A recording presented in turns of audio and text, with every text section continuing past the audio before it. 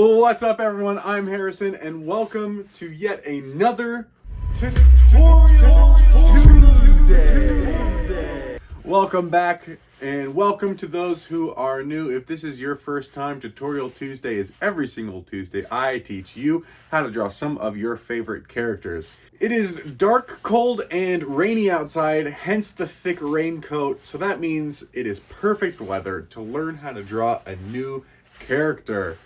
Today, we are drawing the master mangaka himself, Akira Toriyama. わしは原作者の鳥山だ。自慢するつもりはないが愛すべき妻もいる。 We are not drawing a portrait of him, we are drawing his avatar, the way that he presented himself to the world, his robotic self. So we are going to be drawing Toriyama-sensei as his robot form.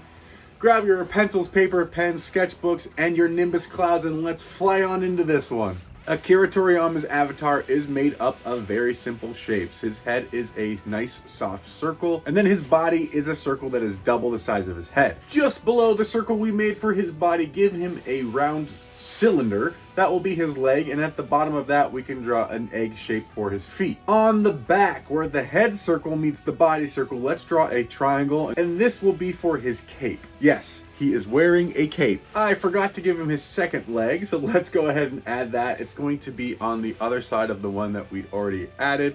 Same shapes, just put it behind. We don't need to draw the full leg because it's going to be staggered behind the first one. Now, moving along, let's add a guideline on that left side 3/4 of the body. This will help us indicate his arm placement, and then we can also divide the body in half horizontally. That will also help us put his arms in. He does have his arms crossed like this in front of his chest. So on that arm that is closest to us, it's going to look like an almond. And then on the other arm, it's going to look like a bent macaroni noodle. The easiest way to achieve this is to draw two balls stacked on top of one another, and then you can refine those shapes. Akira Toriyama is always depicted wearing a gas mask. So let's draw a small circle just off of that circle for his face to have the positioning of the start of that gas mask. Now, we're not getting super detailed yet. We're just adding in everything we need to make up his mask. At the bottom back part of the circle, let's add a small circle for his ear hole. And then on the forward facing part of the circle, let's add a rounded square, which will be his faceplate. And this should take up the majority of the 2/3 that is facing outward. Now, almost like a Mickey Mouse head, we're gonna add 3 circles, 2 on top, 1 on the bottom.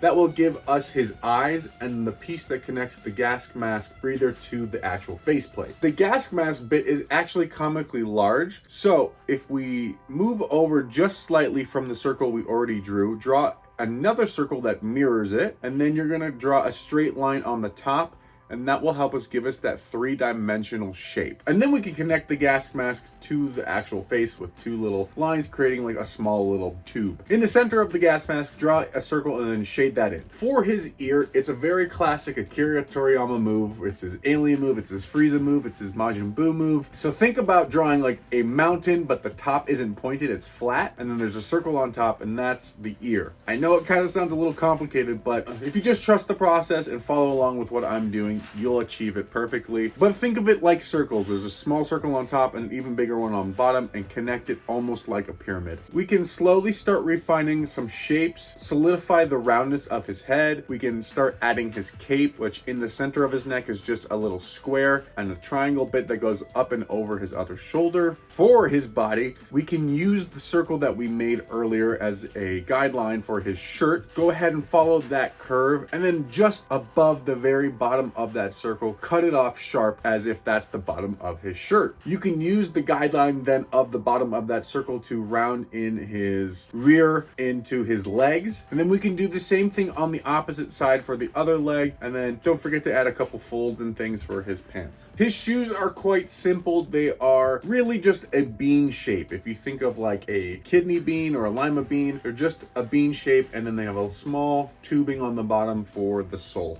This is our Akira Toriyama. These are all the shapes that we need. So let's pop up back to the face and start refining some detail. In the eyes, draw a smaller circle inside of the circle that we already drew. That will give us a rim. and then draw a nice like oval shape for the shimmer and then shade that eye in. We're going to repeat this process on the other eye as well. Once you're happy with any lines that you've made, feel free to darken them up, commit them to the paper.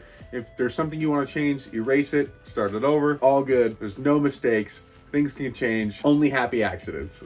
Now that I'm perfectly okay with how the head is, I'm gonna go ahead and shade in the entire thing. Moving on to his arms, he is wearing a tracksuit, so give him a cuff on the wrist that it is going in, just like my arm right here is. We're gonna give him this cuff, and then on the arm that is facing us, give him a stripe that follows the curvature of his arm to give that tracksuit look. Add a couple of folds and wrinkles in the crook of the elbow so that we can have that effect that it is bent. Don't forget the stripes on the other side as well. And then we need the buttons down the center. And then the final details on the tracksuit is, let's not forget the stripe that goes underneath the arm. So with the arm that is facing closest to us, start the lines right at the shoulder, wherever the starting point that you made your initial line for the arm. Imagine that there's a line that starts from there and goes all the way down to the leg, and then add in that waistband of the tracksuit bottom. And then you notice just under the elbow that is facing closest to us, I draw in these two little like circle things,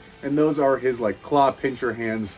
That one is just kind of sticking out. For his shoes, you can leave them blank if you want. I chose to add some detail, and it really is just some squiggly lines and loops and hoops and all sorts of random things. It doesn't have to be precise. Now, the last piece before we get into inking, I added a quick little box behind Toriyama Sensei just to give him some pop off the page, just to add a little more oomph to the drawing, and it's not just a static image. Sometimes adding something behind the character forces it off the page a little bit more and makes it a little bit more dynamic. For the inking, we are of course using the dip pen. If you do not have access to a dip pen, you can certainly follow along and use a Sharpie or a fine tip or a ballpoint pen, anything that you can use to ink. You'll achieve the same goal that I am here. As always, start your inking left to right. You don't want to smudge your drawing. You've gotten this far, no need to ruin it now. When inking, find areas that you want to be the darkest or thickest parts of the drawing. Imagine that there's a light source, and with this particular drawing, we know that there is a light source based on the shimmer of his eye. So because of the gleams are on the top left corner, we can imagine that the sun is coming at him on a high left angle. So everything on the left side should be a little bit thinner of a line, and then everything on the right side is thicker because that is more in shadow. And you can apply this technique to any drawing that you have. Just imagine a light source, and then if you're using a dip pen, you're just going to let up on the pressure to have a lighter line and increase the pressure to provide more ink for a thicker line. You can achieve that technique with certain fine tip markers depending on the amount of ink that is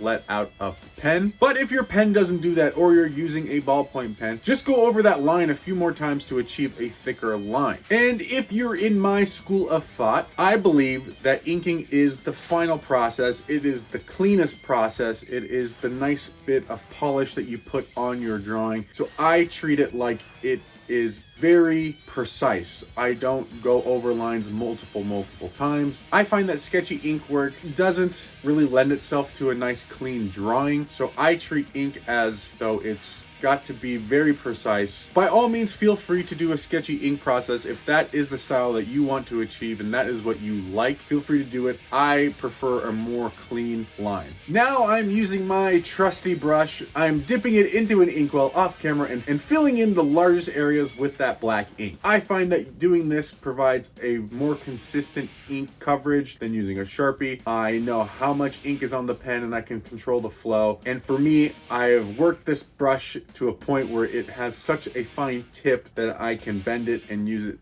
to my advantage when needed. Dip pen and brush inking is a very hard skill to master. I am by no means a master in it. I practice every day. If you want to ink this way, it is just something you're gonna have to work at all the time. It's not something that you're gonna pick up for the first time and be really good at. Your first ink drawing might look really bad, but that's okay. Just create a lot of different pencil works and ink over them until you get the hang of the tool. Sometimes it just takes a lot of time to get the hang of it. Now for the final part, erasing. And I know it's erasing. Don't tell me how to erase. I just have to erase all the pencil lines. Yes, but please wait 20 to 30 minutes before you do. Even if you're using a ballpoint pen, even if you're using a Sharpie, just wait that 20 to 30 minutes. Let the ink set into the paper. You don't want your eraser to smudge all your fresh ink across your drawing. It just hurts. It hurts. You don't want to have to repeat your drawing, get frustrated, and just give up. Trust me, I've done that, been there. It's just a lot easier to wait the time and then come back and erase. And then erasers, I recommend a kneaded eraser or a plastic eraser. It depends on the paper, the materials that you're using to ink. I kind of switch back and forth. Within this sketchbook, I tend to use the kneaded eraser. I feel that it doesn't really ruin the paper and lift up inks. Plastic eraser is probably easier for Bristol board, something with a more rigid texture to it that will not damage the paper. And there we have it, my friends. Here is Akira Toriyama in his robot avatar. I love this character. I know it's not really him, it's just a persona that he put on for the public. I think it's so creative. I love when manga artists make a persona for themselves and they can do all sorts of wacky things, and it's not really like their face, but it is a projection of who they are. I, for years, have been trying to come up with some sort of avatar persona for myself, but it is very difficult because you feel like everything is dumb and doesn't look right, or it just no one's gonna get it. So I'm still working on my own, but I do always love this one, and I love when it interacts with his anime characters or his manga characters.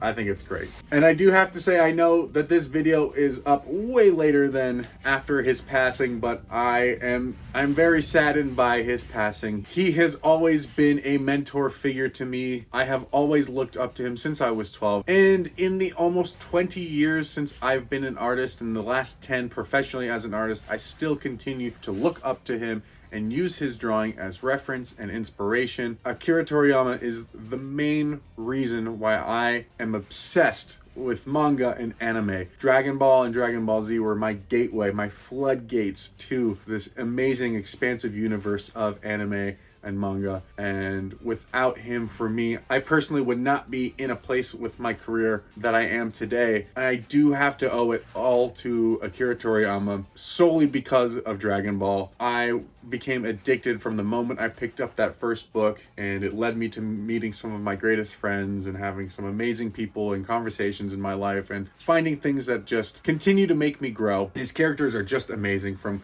Aurelie to Goku. Anything you can think of, his characters are just beyond amazing. So without making this video too sad, I hope you enjoyed today's lesson. If you did, please give this video a thumbs up. If you haven't already, please consider subscribing. And then once you do, hit that bell notification so you know when I upload the next Tutorial Tuesday. If for some reason you did not like today's video, please let me know in the comments why. I would like to know what it is that I can do to help you learn how to draw some of your favorite characters. Any and all advice is helpful. And then on that note, if there is a character that you would like to know how to draw but you do not see in the playlist, please let me know in the comments below and we will add it to the list. Thank you so much again for joining me today on another awesome lesson. I hope you are following along. I would love to see your drawings. Please send them to me. Upload them and tag me. You can find me on Instagram and TikTok. I would love to see all of your creations. Until next time, keep drawing, keep practicing, never give up, and collect those Dragon Balls. Bye, guys. So be it. Your wish has been granted.